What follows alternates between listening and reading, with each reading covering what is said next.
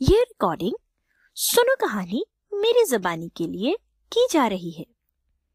دیس دیس کی کہانیاں کے سلسلے کی یہ 10ویں کہانی ہے۔ ایک حبشی کسان اپنے کھیت میں ہل چلا رہا تھا۔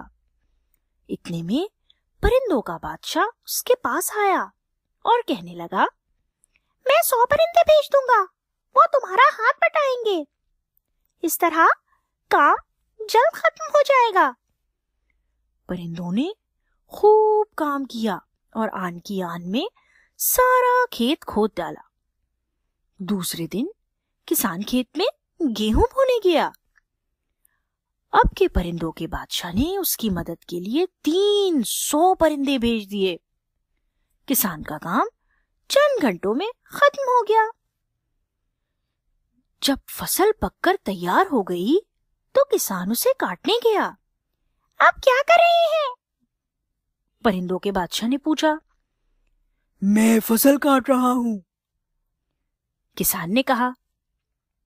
لائیے میں آپ کی مدد کر دوں۔ یہ کہہ کر پرندوں کے بادشاہ نے 1,00,000 پرندے بھیج دیے۔ پرندوں نے منٹوں میں سارا کھیت کاٹ کر رکھ دیا اور پھر خوشیوں میں سے سارے دانے نکال کر کھا گئے۔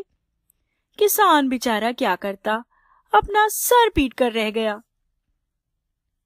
پیارے بچوں، اس کہانی سے ہمیں یہ سبق ملتا ہے کہ انسان کو اپنا کام خود کرنا چاہیے، جیسا کہ ہمارے پیارے نبی صلی اللہ علیہ وسلم اپنے سارے کام خود انجام دیا کرتے تھے۔ اور ہاں، اپنے کام خود کرنے سے بہت سے مشکل کام آسان ہو جاتے ہیں، اور جب ہم انہیں کر لیتے ہیں تو ہمیں خوشی بھی بہت ہوتی ہے۔ اور آپ کو تو معلوم ہی ہے نا، حرکت میں برکت ہے۔ یہ دیس افریقہ کی کہانی ہے اور اس کہانی کا عنوان ہے پرندوں کا بادشاہ، اور میں ہوں قصہ گو سندیلا۔